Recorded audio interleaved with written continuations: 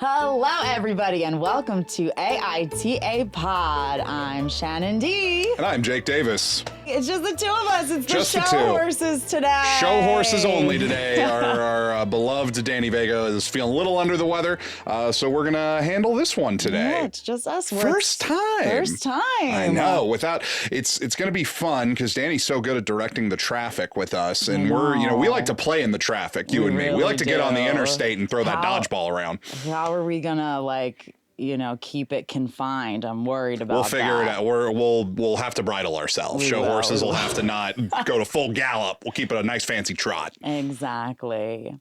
Well, we were thinking that, I think we've explained before in the past of how we know each other, but we've never really gone into full detail about the real origin, how we got to get to the place where we are now. And, we knew of each other. We met probably 3-4 times in person at Arizona State when we were in college. Can count them on one hand for sure.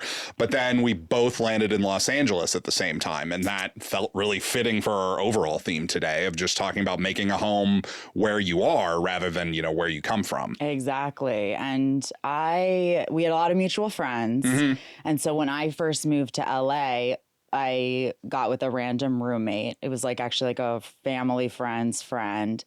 And this wasn't sink piss evil roommate. This was the one right before that. Okay, got it. Allison, we had a really good roommate-ship. Nice.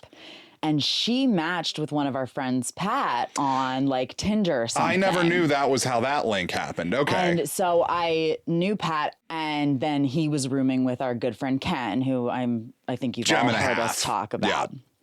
And so somehow she was like, oh, we figured out that we know you and Pat know each other. They invited me to a pool party today. Do you want to go? She didn't end up going, but I was like, yeah, I'll go. And so Pat was there, Ken was there. And then I met some of our other friends, Dave and Mike. And then it was I just started hanging out with them again. And it was just sort of, like you were saying, my family in LA. And I was over their house 3 or 4 or 5 times a week. And Ken in particular was such a gravity pull for everybody because he made it feel like such a home in that first apartment. We started that tradition. We called it 5 to the Chef, where Ken would lead the charge. Sometimes everybody would contribute a little something, but Ken was really the life force of the whole thing, where we would just make a big group dinner, get together, and sometimes we'd work on scripts. Sometimes somebody would pitch whatever they were working with, but it was really just about creating community. And for me, I grew up here, so it was sort of this, but landing in when you land in the city that you're starting to build your life in, it's so different than when you're just, going to high school in whatever place you're growing up. In LA, it really didn't have that, I'm staying in the same small town feel. It was a new area of the map of the video game of life opened up, where suddenly it's I can't just stay in the valley. I have to go everywhere explore. Now. Yeah. And we were all brand new, fresh out of college. And so we would get together every Tuesday night, and we called it 5 to the Chef because we would give $5 to Ken. Right. And he would make these amazing meals. And just always undersell it. Just I don't know. Yeah, he's the best fucking cook ever. So good. And there was always he has this running joke with his family that I would always I guess he would ask me what do you guys want tonight for dinner or whatever, and I would always be something healthy, something kind of healthy. I don't want to overindulge.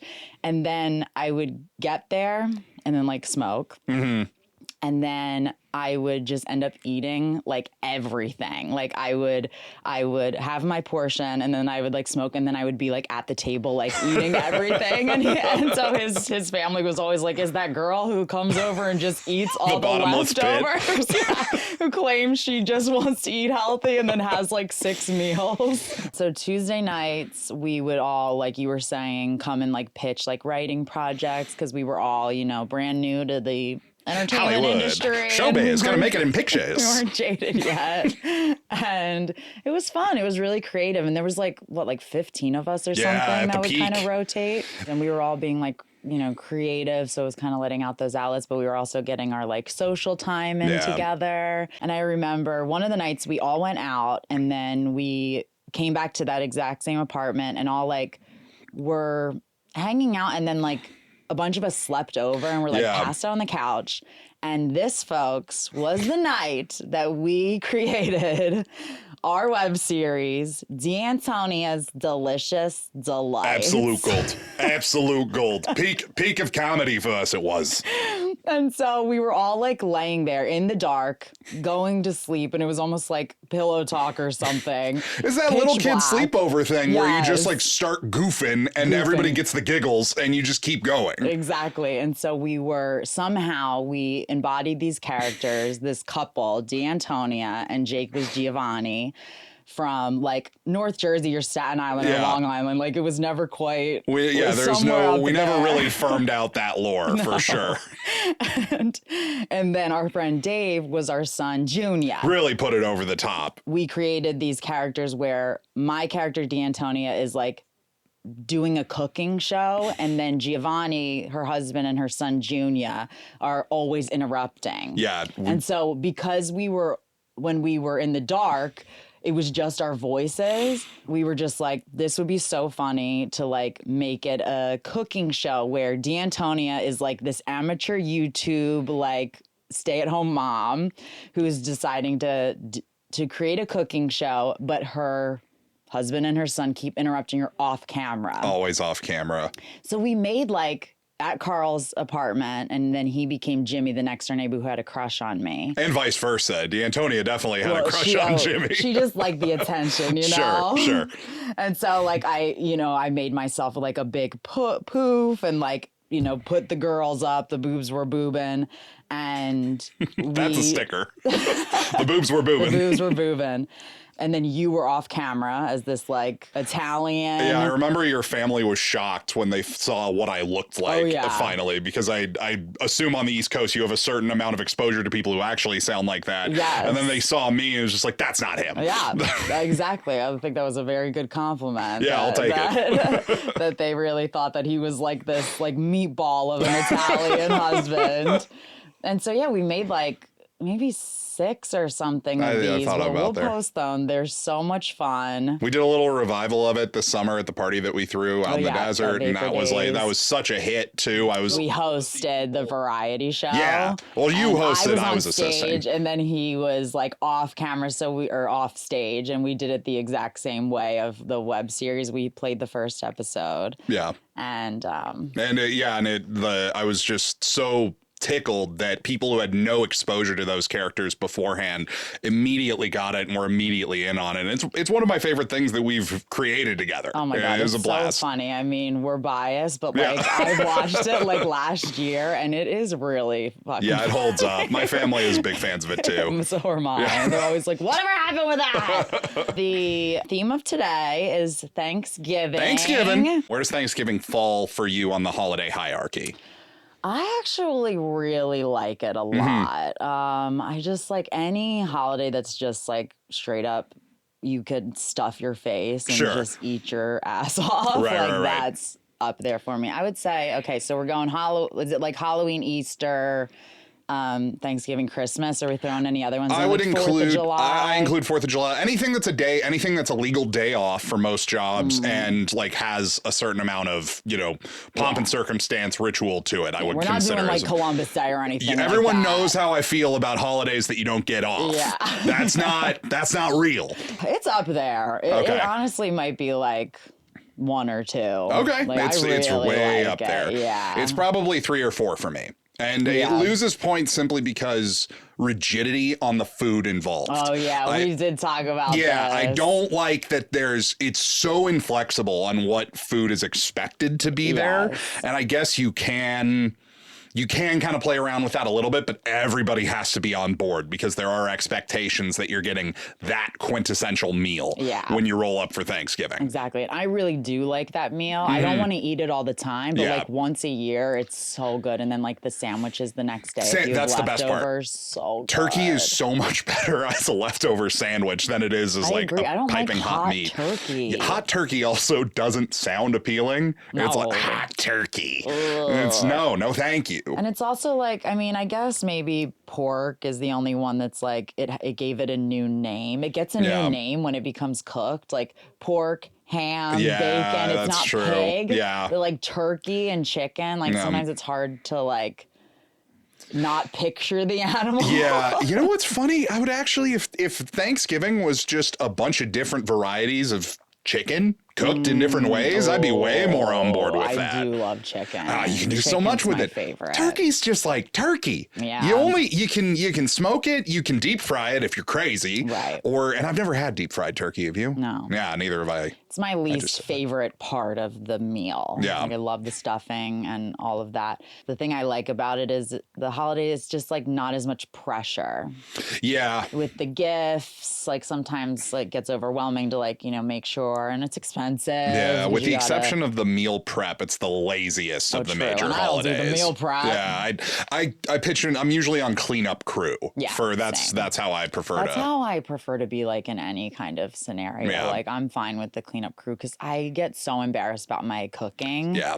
That I'm like, it stresses me out. That's just like the process of it. I'm worried I'm going to screw up everything. I know they call cooking an art and baking a science, but to me, it's all just very hard chemistry. It really is. I'm really bad at it. Like, I think I need to start taking cooking lessons or something, which actually we forgot to mention. The whole thing about DeeAntonia is that she's a terrible cook. Oh, yeah. That was the hook on the whole thing. Yeah. Like she's doing this amateur cooking show. She thinks her cooking is so good, but she fucks it up every time.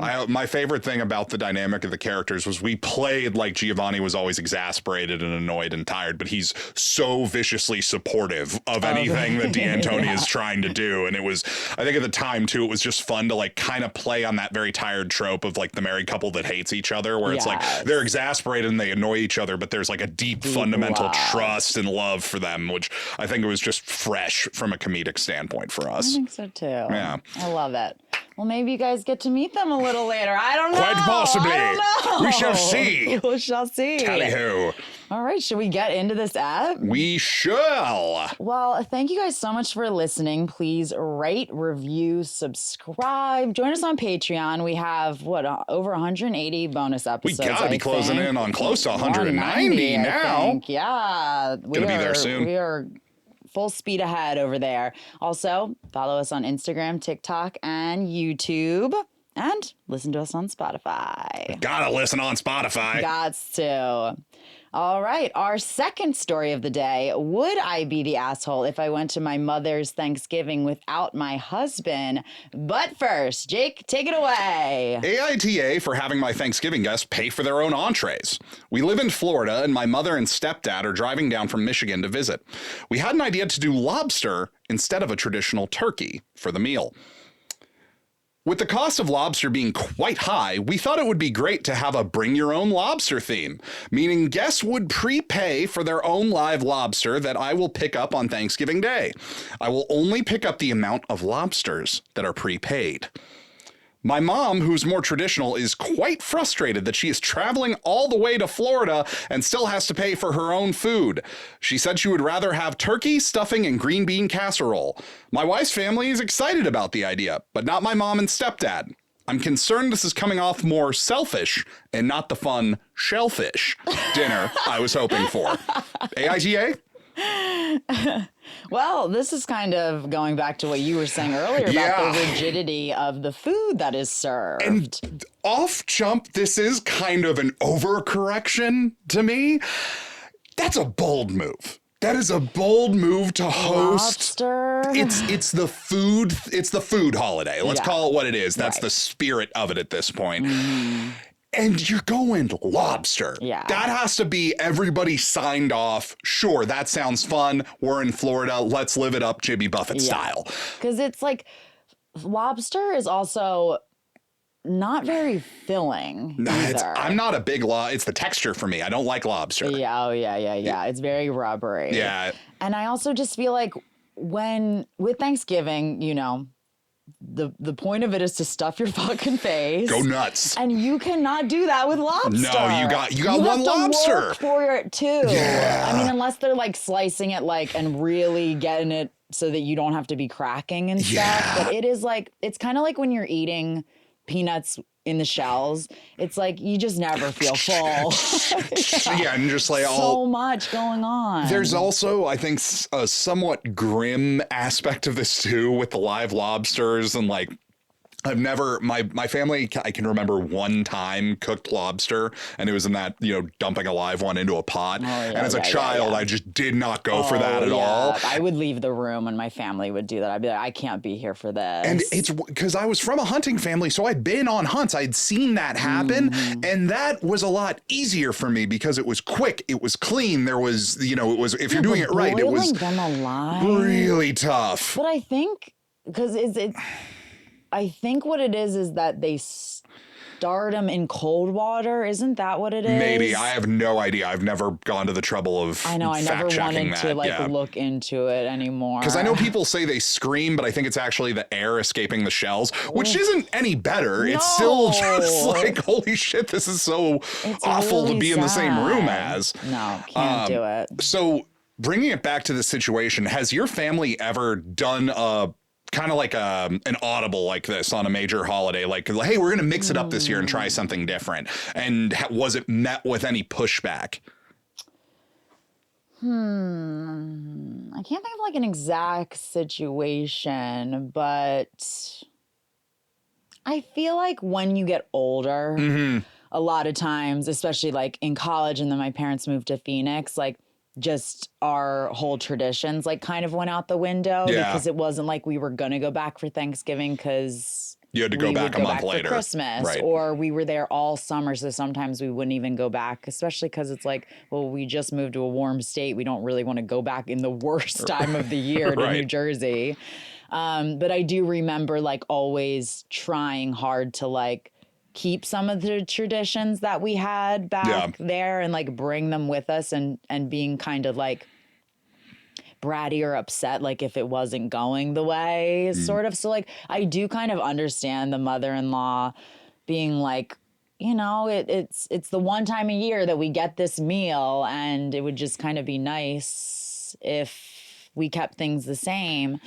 But also, I'm wondering if that's even her issue, if it's more of the tradition or if it's more of the feeling disrespected that she has to pay. Well, that and the fact they're traveling from Michigan to be here. So it's like you're going probably in terms of just like where you could go to in Michigan, one of the furthest places you could and stay in the continental United States all the way to Florida. Right. And then on top of that, you're losing. When I say I wouldn't mind if somebody mixed it up at Thanksgiving, you're going to have to keep all the stars of the show, like what she listed off. You're going to have to keep the turkey, the green beans, all that stuff available. But it wouldn't hurt to maybe, I think my family added mac and cheese one year and it was like, oh, we got to keep that. And I know some family like that's a non-negotiable. That's as part of the meal as anything else. So I think the fact that you're removing the turkey entirely, it's like, hey, we're going to do the Super Bowl this year, but instead they're going to play dodgeball. And everything else is staying the same, but it's dodgeball. Because that is the event. Yeah. The eating is the event. And it's like the turkey they call it Turkey Day. Like you can't really remove that entirely. Maybe if somebody wanted an option to switch to lobster, but now it's a whole thing. Right. And also like, even if you do just switch it to lobster and get rid of the turkey, because as I was saying, I love the side dishes the most. Like those side dishes don't really go with lobster. No, you've got to do a whole new thing. Corn and stuff. You got to do Cheddar Bay biscuits. You're turning your family into a Red Lobster at this point. It's so limiting. Like now we're doing corn on the cob and all that. Like I guess that's still on some. Was that on your table at Thanksgiving? I don't think so. Yeah, we never did the corn. I know we were always corn in the summer because I don't think it was season. I think it was seasonal. You might be right because I don't remember ever having corn on the cob during Thanksgiving. It was there at 4th of July. Yeah, so definitely. I mean, I would be open to this. Like, I would feel. I mean, look, again, I would probably be like, oh, damn, like I want to be stuffing my face right now. And lobster's just like never my first choice, regardless. But it's also like, you're going to Florida. You are going somewhere new. It's like just kind of different. So it's sort of like, let's just go with the flow. Yeah. But I think we should dig into a little bit more about the whole paying for your own food thing. Like lobsters are expensive. I understand not wanting as the host to fork up that amount, then maybe choose a different thing.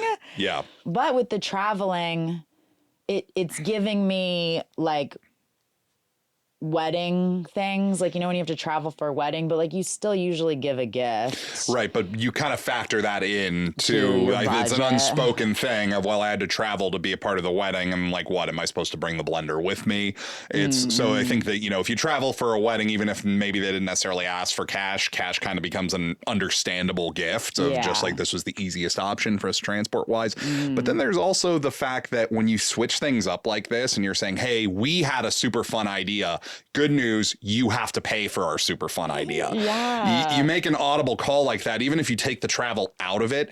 If you want to try that out, I think you kind of have to take accountability and foot the bill for the, you know, for the switch up that you're trying there. They were expecting for the meal to be provided. Right. That's made for them. And that's kind of part of the host. Like, I think that, you know, my family, people will tend to, like, you know, Aunt Cindy handles the green bean casserole. Somebody else will, my cousin Sarah will do the mashed potatoes. She does these wild, like, loaded mashed potatoes. They're so good. Yeah, like with like bacon bits and like sour cream and like cheese and everything already in there. It's so good. I mean, Anonymous 1996, they call out something we're already talking about here. YTA, your mom and stepdad are already spending money to come visit you, and you can't even be bothered to pay for their food. You should be paying for their food. That does seem like the biggest crime here. This just reminded me of when I was in college. This guy I was seeing was studying abroad in Rome, and I went out to visit him. And the first night, like, I immediately get there and all of his friends are like drinking and stuff. And he's like, oh, I got us tickets to, I think, Tiesto. It's like, oh, great. And we go and it's all fun. And then the next day he's like, okay, can you like give me some cash for the ticket? And I was like, oh my God. I was like, I didn't even agree to this. And like, I just flew here and it was like $75, which was like expensive for me back then for sure. I was in the same exact situation. It was a party in Vegas and somebody in our group was adamant. Hey, I got the hookup at the Hard Rock Hotel Club on the top floor. We can get in, bottle service on the house, everything on the house. We're going to live it up. And we all agreed to it because it's like, well, we can get in without a wait. And it's all in the house. Great. Yeah. And we go in, sure enough, no wait. We got to go straight in. We had like our own like 2 or 3 tables. And it's great. Wow. And yeah, fun. So yeah, we had like, but we all get back from Vegas later that week and we get this sheepish text message of just like, hey, so I couldn't really get us on the house. So we do have to pay for it. And it's after a Vegas weekend where, you know, that like early 20s Vegas feeling where you're just like, oh, I am broke.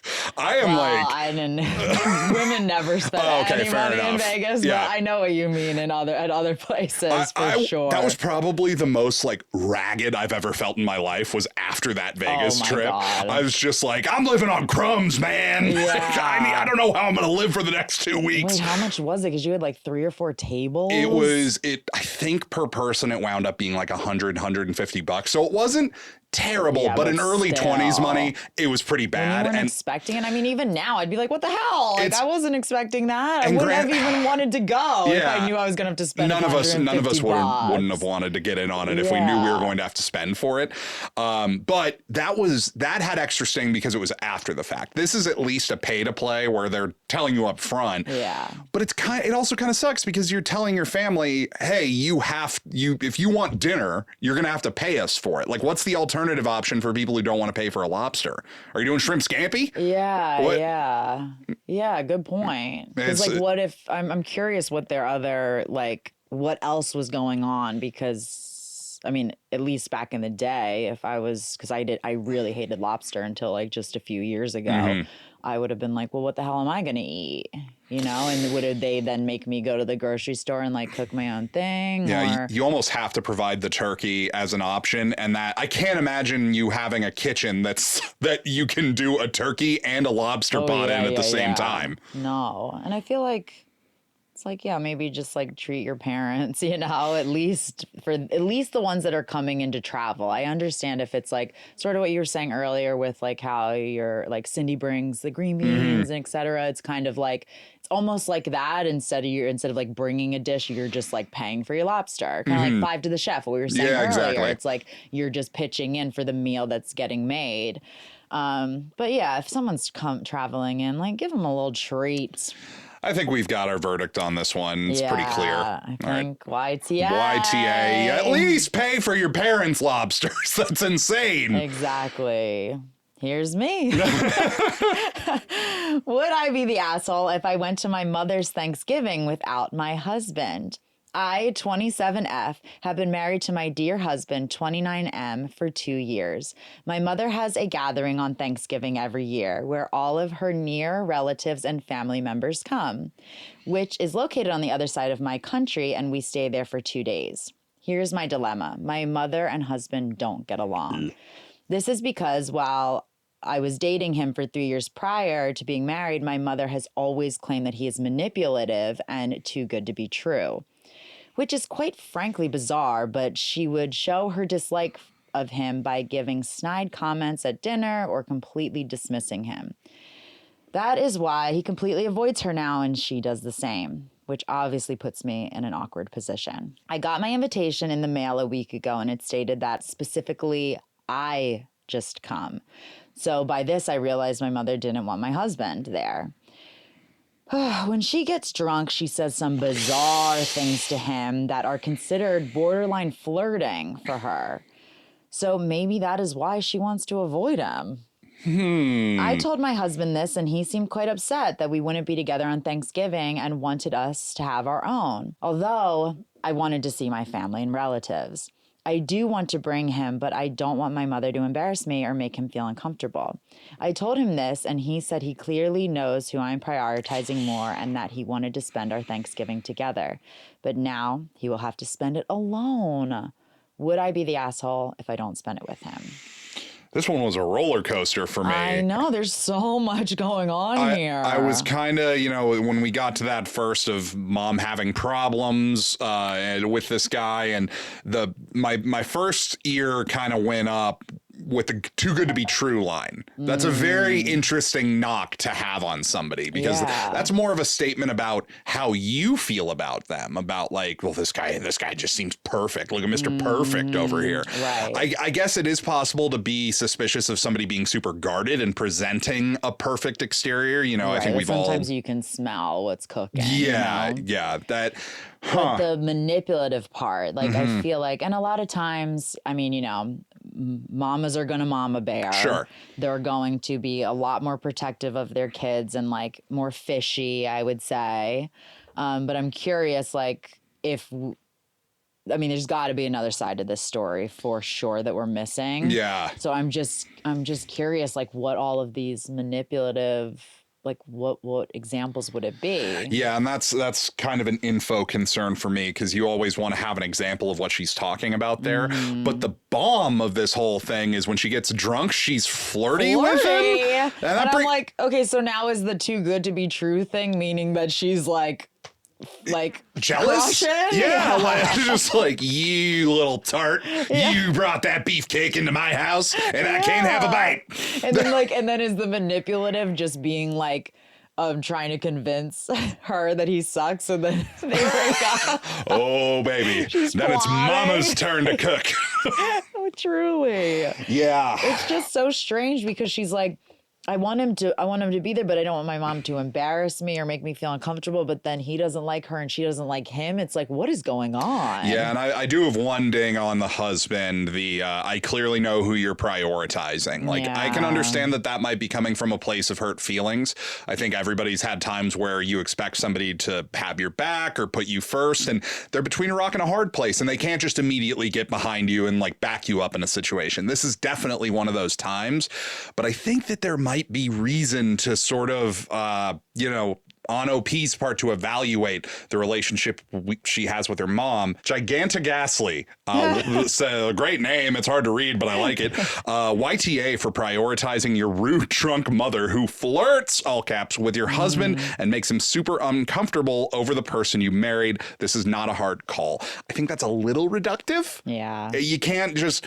It's easy, and I've had to catch myself with this, where I have, a non-existent relationship with one parent now. It's all too easy for me to be like, stand up to your parents. And it's not that simple. No. It's easy for me, who has already experienced the scorched earth option, to, sit there and say that with that, and I'll also immediately eliminating all of the hardship that came with that for me. So that's something I've had to check myself on when I have friends or anybody else who's in a strained time with parent, family member, anything. It's not that simple. No. And it's like when it comes to, you know, having a partner and having your family, like you are in such a rock and a hard place when they don't get along. And I mean, this sucks that she's getting punished because her mother doesn't get along / flirts with her husband. And now she can't like spend the holidays with her family. Like, because it's not just her mom. Like, I'm sure she has siblings or aunts and cousins she wants to hang out with too. Like, that would just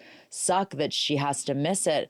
And her mom's really putting her in an unfair position here. The mom's the aggressor here. Yeah. She's the one creating the separation. Yeah, I mean, she literally told him, like, told her only you can come. And I do think you have to figure out a way to communicate to your mom of, hey, he's part of my family. Mm-hmm. And, you know, I wouldn't say make it an ultimatum, but just kind of make it clear. Like, I don't think it's an impossible task for two people who don't like each other to coexist for one long weekend. I don't think that that's impossible ask. What would be way shittier is, you know, I don't think it was directly mentioned, but if this guy had to actually, she says, spend Thanksgiving alone, if he doesn't have a family to spend it with, if he doesn't have any other options.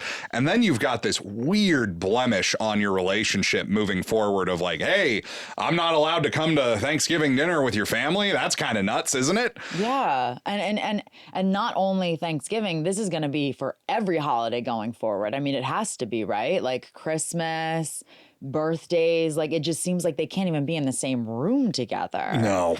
I feel like if I were OP, I would, I mean, you know, again, like everyone has a different relationship with their parents, and obviously like, you know, comfort and being able to talk about these things is hard, but I think you need to address these issues with her and be like, look, like you were saying, he's my husband. Like he's literally your husband. Yeah. Like he's not even like just a guy she's been dating. The law's involved. Yeah, they're fucking married, and you need to behave yourself when you drink. And like, what the fuck's your deal? Like, let's lay the cards out on the table here because we need to figure this out. And look, I got one chaotic solution to this whole thing. Let's hear it. Let him make out. One time. Get it out of her system. Let her load up on some sangria. 7 minutes and have it in the closet. Send him in the closet. Keep the clothes on. Get the steam out of the room. Nothing below the waist. Nothing under the shirt. Then, you know, set them on opposite sides of the table. Let that simmer. See where we're at next year. Exactly. I think that's an excellent idea. Would I be the asshole if I went to my mother's Thanksgiving without my husband? I mean, yeah, probably. I gotta go. I think it's...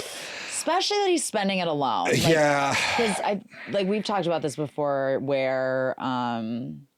like, I think you more just recently, or have you spent any holidays with each other's family? No, yet? we've had this weird timing thing where like our first holidays together, it was too soon. The second holidays, my parents were going through a bunch of stuff, so we just did our own thing. Yeah. This year we're gonna do a split. Thanksgiving with hers, Christmas with mine. Nice. So, and that'll be our first time doing it, but I'm excited. Their family also goes nuts for Thanksgiving, so I'm really excited to be a part of that. Yeah, it's different every year. Like we kind of just like figure it out as we go. And neither one of us has an issue. Like if one of us just like, hey, I just want to go spend it with my family right. this and that's year. important. That's really important. Because my sister lives in Hawaii and she has the surf school. So her busy times are the times. Everybody knows surf school's in Hawaii, Thanksgiving. Get out of town. All the food, you know. And you get just cramping when you're out there. Or I shouldn't have eaten all that lobster. But yeah, so she can't do the holidays with us because like, you know, touristy times. For sure. So sometimes I like feel bad that my parents are alone. And then Max's parents are divorced, so we have to split between 3. Yeah. So I don't really see an issue with like spending holidays separate from your significant other, but if they're spending it alone, that's not right. Yeah, like if I were her, I probably would just be like, okay, well, sorry, I'm going to side with my husband in this scenario because this ain't right. It's a tough spot, and that's kind of bringing me towards a soft YTA because I can sympathize with how difficult this situation is, but the person creating the situation is the asshole, and that's mom in this case, especially with some potentially very bothersome motives. If she's observing that her mom's flirty with her husband when she's drunk, like there's your answer right there. So that she's it's like a YTA. home or something. Well, yeah, so the mom definitely fucking sucks. So is it what? Maybe it's a soft ESH? I can't go ESH because that sort of implies that she did something wrong already. Yeah. I guess she would have done something wrong if she forces her husband to stay alone. And then I'm kind of factoring the husband into this situation. And all he really did was say, I clearly know who you're prioritizing, which I think is dingable.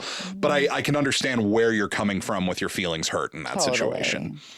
So would I be the asshole if I went to my mother's Thanksgiving without my husband? We're saying we don't know the verdict, but basically what we're saying is the mother sucks, the OP's in a hard position, and the husband's okay. I'm gonna stick with a soft YTA on OP, and the mom is the asshole for sure. Yes. Yeah, a lot of people in the comments were like being really rude to her, like, you're a terrible wife, like he should leave you and get a better.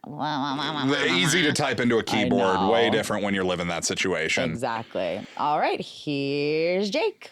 AITA, because I booked Thanksgiving off despite not having a, quote, family. I do have a family. I'm a daughter. This is my first Thanksgiving that I won't be living at home. I'm living in a city across the country from my parents, and I want to see them and my little sister. My company has a pretty fair way of splitting up holidays. Since I worked Memorial Day the 4th, and I will be working Labor Day, I have enough points, quote fingers, to get Thanksgiving off. Anyway, I snatched the last spot for Thanksgiving off this year. One of my colleagues said that I was being rude for taking Thanksgiving when I don't even have a husband and kids. I think I have as much right to that time off as anyone. AITA? This one makes me mad. I know. First of all, what the fuck is that time off system? Yeah, let's go through that. So I guess they can snag it ahead of time. There's like only a handful of spots. There's only a handful of spots, and you have to earn points by working other holidays, which. Yeah, I mean, I don't know what they do, but like I remember as like when I was a server, for example, like we would earn what I would like say are quote unquote points that would like give you like, if you work other holidays, then like you have the kind of like, you can cash them in. Yeah, to be able to be like, I can take off these days because I worked New Year's. Right. So I don't know if it's like a true point system or if it's just being like, I did this. So like, Debbie, you need to work Thanksgiving this year because I worked New Year's kind of thing. It seems like it complicates it a lot, though, because if you have people all earning points, then what happens when you have a backlog of everybody cashing in their points? Does the deficit of people working some holidays because of it sort of balance it out? Does the deficit of what? If since you have people working some holidays, like, some people want to take Memorial Day weekend off, for instance, that creates opportunity for you to work and earn points. Does that sort of keep it balanced, or do you have everybody like volunteering to work crap holidays that nobody cares about? Right. I guess Labor Day is a pretty sweet weekend to get off when you have it. But is it, would people volunteer to work through Labor Day so they could cash it in on the big boys at the end of the year? Probably. I don't really. A lot of times, I think also with the restaurant I worked at, it was like seniority as well. Oh, sure. Like if you were there longer, you kind of had more right to ask for it off. I get that at places that are going to have to stay open. Like that was how it was at Best Buy for sure. And Best Buy, they told you flat out of like, hey, guess what? You're working Thanksgiving and Black Friday. You're not getting out of that. No. It kind of makes sense of like, that's especially with like huge shopping days. Yeah. Seasonal hire drives. You need all hands on deck. Yeah. I actually worked with one dude who he told him when he got hired I can't work on Thanksgiving and Black Friday. And they're like, well, you need to. He's like, okay, I can't though. And they're like, you need to though. And he just decided to play chicken with them. And he got to that day. He was just like, yeah, I can't work that day. I told you guys. And they're like, okay, you don't need to come back again though. And really? It sucked. I'm always workers first, but it was just kind of like, man, we got a seasonal job at Best Buy. Like I took that knowing what I was going to have to do on those 2 days. But bringing it back to this. Yeah, but bringing it back to this colleague. Oh. Like, I'm sorry, so you have to have a husband and kids in order to have just as many rights? Who the fuck are you? Who said that? Hey, guess what? If I want to stay alone, if I want to be sad on Thanksgiving by myself and have a day off, that is my God-given right, damn it. Totally. And look, like, I do completely understand that, like, you know, memories that you have with your kids, like, I'm sure when your kids, their childhood, like, goes by so fast. Because think about, like, even just the past, like, 3 years, how, like, fast those have flown by, you know? Yeah. And, like, I always feel my age, like, how I'm aging when I look at, like, the kids that I knew, like Max's cousins, for example, that are like 12 now, and I met him when he was 4. I'm just like, holy shit! Like, how are you in 7th grade? Yeah. And so, you know, I understand that these memories are very precious, and that sucks that you have to miss it with your kids. But there are other solutions to, like, Thanksgiving is like a made up day. Like, you could have it. You could have it the next Thursday. I love that. it's whenever you want it to be. You could literally do it, like, if you have off Friday or if you have off Saturday or the next weekend. Like, Canada has a different Thanksgiving too. Just do Canadian Thanksgiving. Right. Just like choose another day to celebrate it. I mean, it sucks, but you are working in this field, whatever it is that you guys are in, that unfortunately has to work holidays. So it's probably retail or a restaurant, I'm guessing. And or the worst call center ever. Yeah. Everybody's home. We got to bother them. Yeah. And so I just think that there's other solutions, and, like, I get you're upset, and maybe the colleague was taking it out on the server who doesn't have any kids or whatever, but come on, like, there's other solutions. You can't tier people based on their life decisions like that. It's such a slippery slope to outright just discrimination. Yeah. And it's tough working and being a parent, I'm sure, but you can't be mad at somebody for taking advantage of the system that you're both in. Right. We didn't get any ages, but I am curious. Like, it seems to me like the OP is like a younger employee. I would guess like 21, 25 range. And then the colleague is older. Yeah.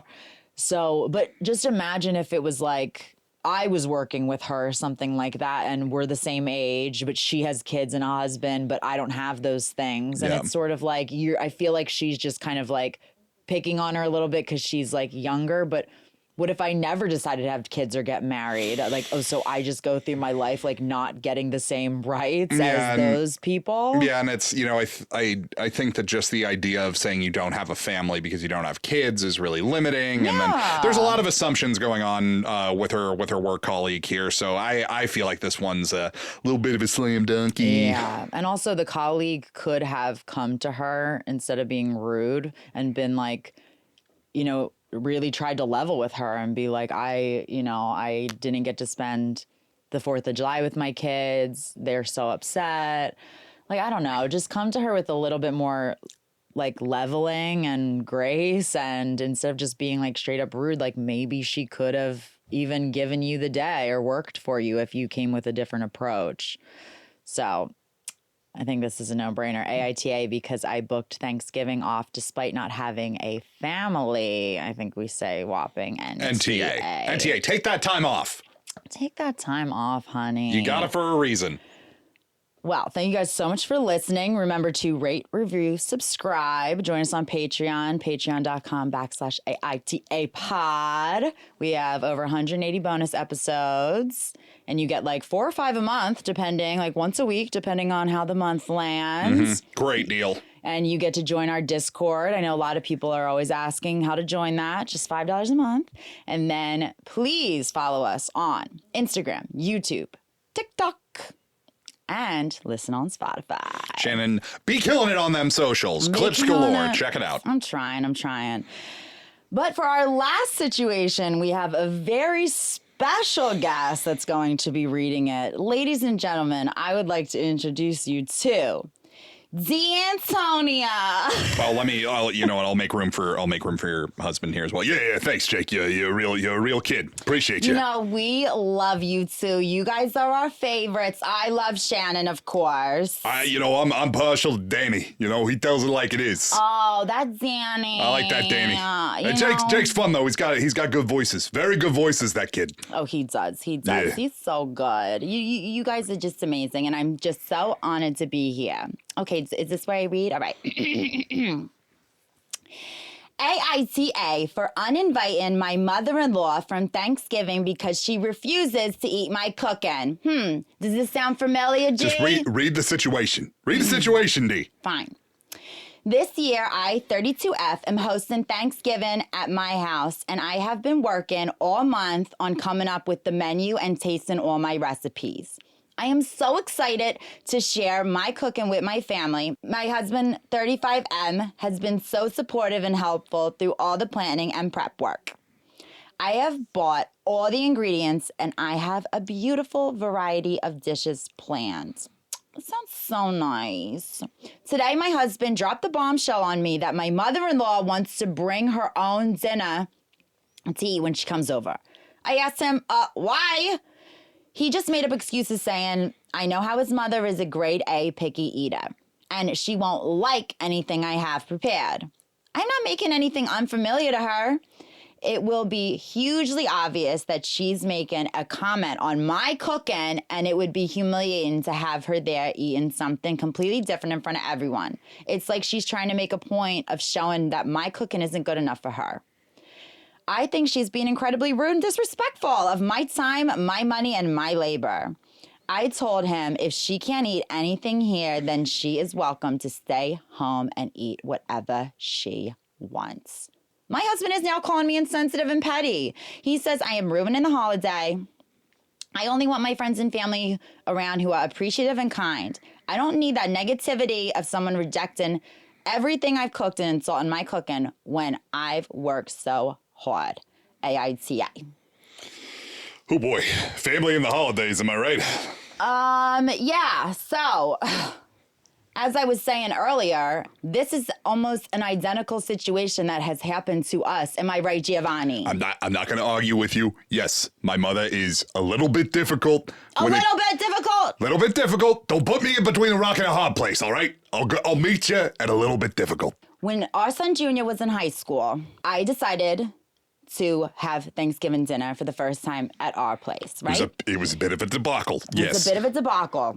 I thought I did an amazing job. This was right when I started my cooking show. Everyone knows it. DeeAntonia's Deelicious Deelights. Look it up on YouTube. And I was getting a lot of great responses. Like, all my friends have always said that my cooking is so good, you know? I agree with them. I've always agreed with them. Oh, you agree? I do agree. And I encourage you to pursue the cooking show. I know, honey. And I really appreciate that, yes. Okay? I do. So I was throwing this huge dinner. Like, literally both sides of our family was there. And somebody didn't want to come because she thought my cooking wasn't going to be good. Did my mother say, I can't afford a trip to the Sahara? Oh, I'm sorry. I meant eating your wife's turkey. Did my mother say that? Yes. Did I think it was over the line? Oh. I can't say I agreed with her, but it's a difficult thing to stand up to your mother, just like the situation before last they were talking about. Look, I can't even believe that you just brought that back up again. You know that was the most hurtful thing that she said. I'm giving them an example of the out-of-line thing she said. It's always frustrating in these sitches where nobody says why somebody's upset. You have to draw a lot of assumptions. And you know what his mother did? Teresa, his mother, she, in fact, brought her own goddamn turkey. I have never seen so much shouting. Some of the uncles were laughing. I tried to quell that, to little avail. The Hennessy had been flowing, and the gentlemen in the family were well served. Oh, the Hennessy was flowing, let me tell you. I love a Hennessy. I'm more of a Crown Royal guy. Oh, I know. You and the Crown Royal. Let's not get into that again. Comes in the little purple bag. I use it to keep my screws in. From my little king. Yeah. Hey, come on. Don't butter me up. Don't butter me up because we're going to be talking kind of mean about my mama here. you. And I know she can be a difficult woman, but hey, you know, she raised me. She gave me life to eat. I got to the benefit of the doubt. I gotta thank her for that, okay? I gotta thank her that she was a good mother. She's a good mother to you. Not a good mother-in-law to me, just like this mother-in-law in this situation. So let's get down to this, okay? Yeah. So the mother-in-law wants to bring over her own food. One thing she doesn't mention here is she going to bring over the same types of food? Because she said that she's a grade A picky eater. So is she going to be bringing over, like, I don't know, some chicken and, like, rice? Like, is she going with the same theme? So, because that would sway me if she just straight up was bringing her own dish over. But is she bringing the same food, like Thanksgiving food? That's a good question, because in these picky eater sitches, it's always about, you know, is it a sensory issue? Everybody brings that up. Is if she's just bringing buttered noodles with ketchup on the side, then okay, I maybe can meet you there. You're not really infringing on the rest of the spread. But if it's an attempt to show up the chef, that's what I'm thinking. Yikes. She doesn't exactly say that, though. And according to her husband, it sort of seems like that she is just a picky eater that's going to have her own dish. Like, not what your mother did, which was try and bring a nice juicy turkey to feed the, like, 35 people that we had. Way over the line. I get it, and I know it was bacon wrapped drumsticks, and she deep fried it, and it was a lot. She was really trying to show you up. Look. I understand I burnt the turkey and I did ruin it, and it was great that we had the backup turkey, but it still doesn't excuse it. And your turkey made wonderful sandwiches. Thank you, honey. Thank you. I know that you soaked it in gravy overnight and it juiced it back up. And it was pretty good. And I appreciate that. Yeah, we just added an extra step to get to your final dish there. My final dish. Gravy-erky. Gravy-erky. Doesn't roll off the tongue, but it tasted good on it. I patent that shit, okay?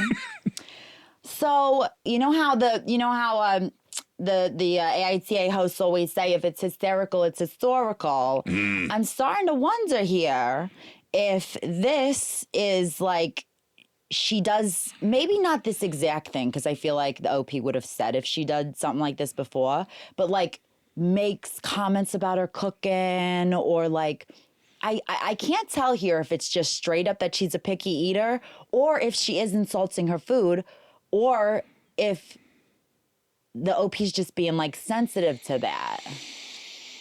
I think it's a little bit of all of that. I think there's a rivalry between the two, and let's be honest, that's what goes on with you and Teresa, my mother. True. There's a little bit of a rivalry there, and it adds to it.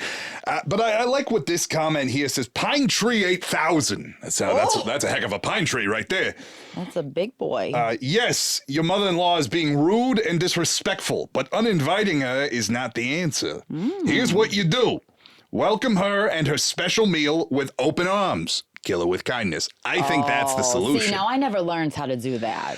Well, in your situation, it was, what were you going to do? There's 13 of us. Do we really need a second bird? 35 of us. 35 of us. My apologies. I was dividing it in half. I was just counting the people who, I'll be honest, I was just counting the people who ate your turkey. I apologize.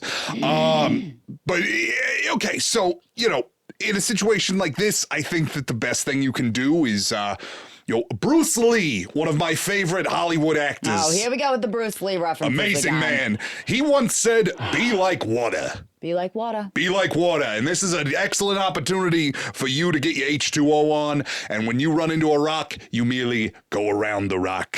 I've been practicing my meditative approaches to life. My blood pressure is way down. I have been seeing a difference. I have been seeing a difference. He's been cutting out his red meat. Cutting out that red meat. It's rough. Cholesterol is looking good, honey. Got to be eating more of your turkey, which is tough. He doesn't really have the rosacea on his face no more. No, I'm getting rid of all that.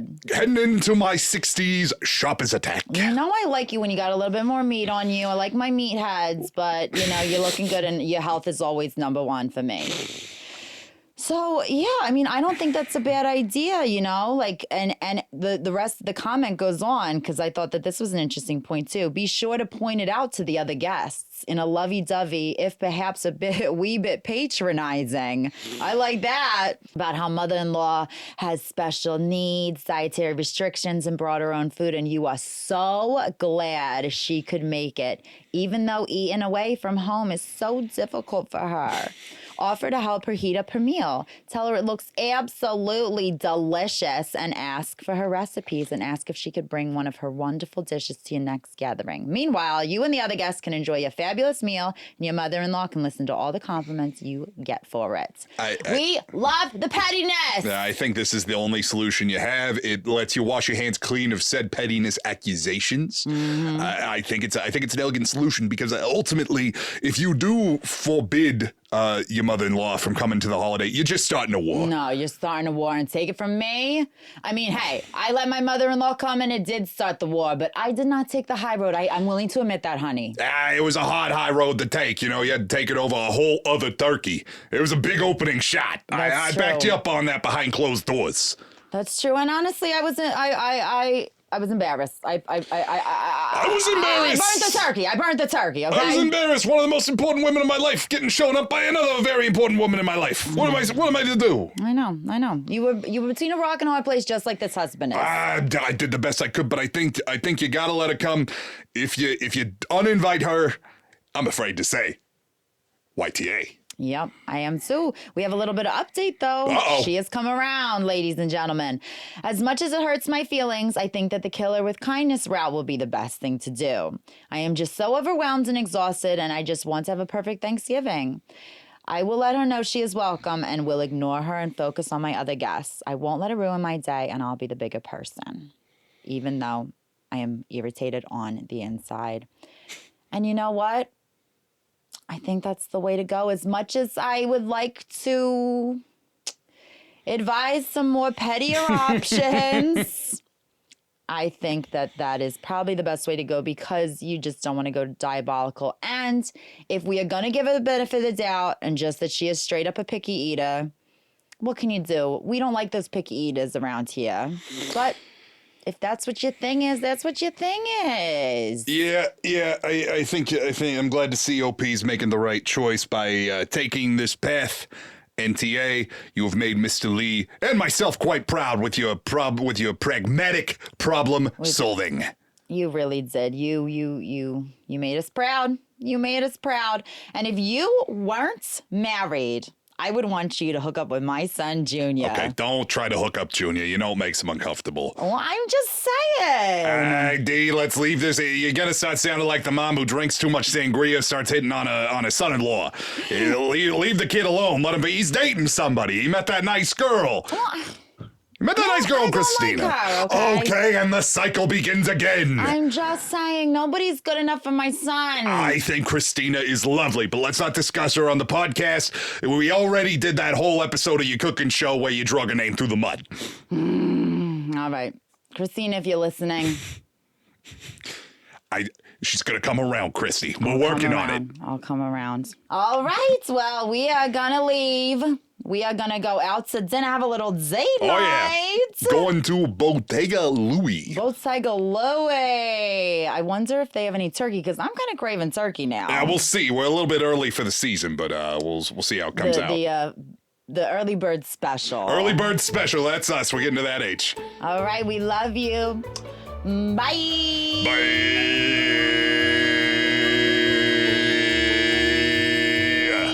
And many more.